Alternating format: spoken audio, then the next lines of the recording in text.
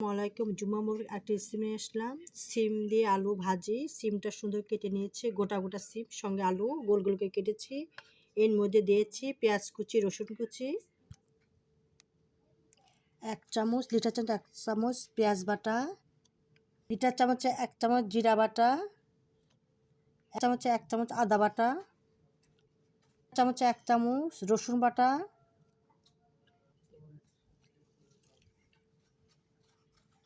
মরিচ কুচি, 1 চামচ, লিটার চামচ 1 চামচ মরিচের গুঁড়া, লিটার চামচে 1 চামচ ধনের গুঁড়া, লিটার চামচে হাফ চামচ হলুদের গুঁড়া, স্বাদ মতো লবণ দিয়ে দিলাম, তেজপাতা, লিটার চামচে 4 চামচ সয়াবিন তেল মাখিয়ে চড়িয়ে দিব। খেতে খুবই ভালো লাগবে। পরে ধনে কুচি দেওয়া হবে, ধনে পাতা কুচি। এইভাবে মাখিয়ে দিচ্ছি, মাখিয়ে চড়িয়ে দিব। 2 মগ পানি দিয়ে চড়িয়ে দিব। শেষে ধনে পাতা দেওয়া হবে। খেতে কিন্তু দুর্দান্ত মজাদার। রুটি দিয়ে অথবা গরম ভাতের সাথে খাওয়া হবে।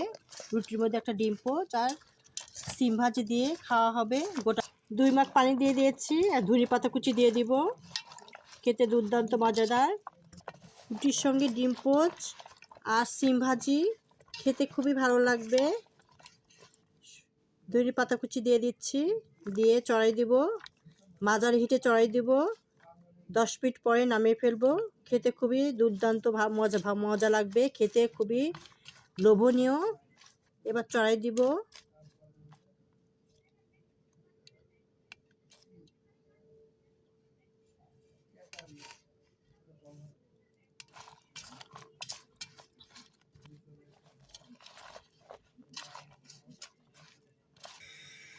মাঝারি হিটে গ্যাসে চড়াই দিয়েছি।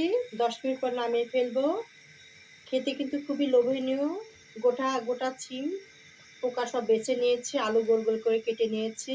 খেতে কিন্তু খুবই ভালো লাগে। রুটি দিয়ে ডিম পোচের সাথে সিম ভাজি খাওয়া হবে। শীতের সিজনে সিম খেতে অনেক মজা। সঙ্গে দেশি আলু আছে, খেতে আরও ভালো লাগবে।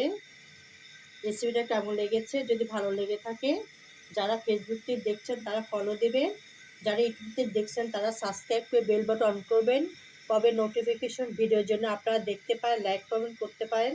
আপনাদের কাছে আন্তরিক শুভেচ্ছা ভালোবাসা রইল। টমেটো দিয়ে দিচ্ছি। মাশাআল্লাহ, রেসিপিটা কমপ্লিট হয়ে গেছে। দেখতে পাচ্ছেন কতটা লোভনীয় হয়েছে। রেসিপিটা ভালো লাগলে লাইক কমেন্ট করবেন। আল্লাহ হাফেজ।